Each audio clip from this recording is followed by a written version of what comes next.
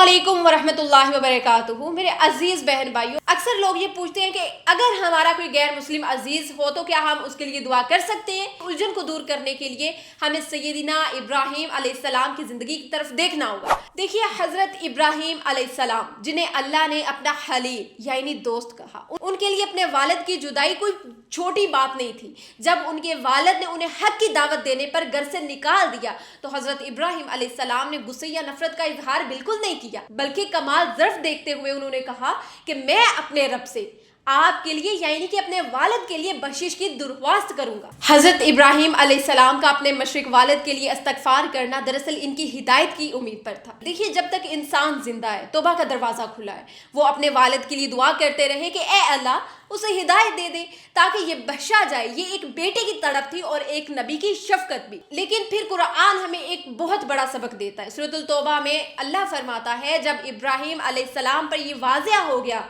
कि इनका वालिद अल्लाह का दुश्मन है, यानी वो कुफर पर ही जब मर गए तो तौबा की गुंजाइश बाकी नहीं रही, तो उन्होंने खुद को इस दुआ से अलग कर लिया। देखिए, इस्लाम हमें इंसानियत से मोहब्बत और खैरख्वाही सिखाता है। बिल्कुल ऐसा ही है। जब तक कोई गैर मुस्लिम जिंदा है, हमें उसके लिए तड़पना चाहिए, हमें उसकी हिदायत के लिए रो रो कर दुआ करनी चाहिए, उसके साथ भलाई करनी चाहिए। लेकिन जब मौत का फैसला आ जाए और वो कुफर पर फोत हो जाए तो वहां हमारी वफादारी सिर्फ और सिर्फ अल्लाह के हुक्म के साथ होनी चाहिए। हजरत इब्राहीम अलैहिस्सलाम बहुत नरम दिल और आहें भरने वाले, लेकिन जब अल्लाह सुब्हानहू व तआला की हद आ गई तो उन्होंने अपने जज्बात को अल्लाह के हुक्म के ताबे कर दिया।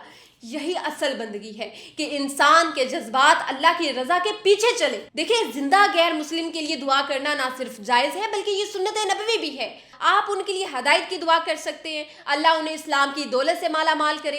नबी करीम सल्लल्लाहु अलैहि वसल्लम ने हजरत उमर फारूक रज़ियल्लाहु ताला अन्हो और अब्बू जहल में से किसी एक के लिए हिदायत की दुआ फरमाई थी। आप उनके लिए सेहत तंदुरुस्ती की दुआ कर सकती हैं, आप उनकी रिज़्क की दुआ कर सकती हैं। ये जायज़ है ताकि आपके अच्छे अहलाक और हमदर्दी से मुतासिर होकर वो इस्लाम के करीब आए।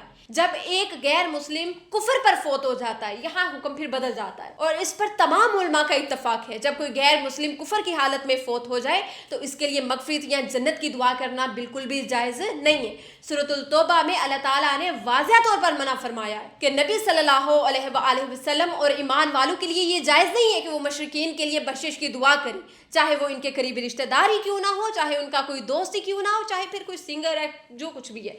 आप उनके पीछे छोड़े गए लवाकीन से तज़ियत कर सकते हैं, इनके गम में शरीक हो सकते हैं और इनके लिए सब्र की दुआ कर सकते हैं, लेकिन मरने वाले के लिए मगफिरत के अल्फाज इस्तेमाल नहीं किए जा सकते।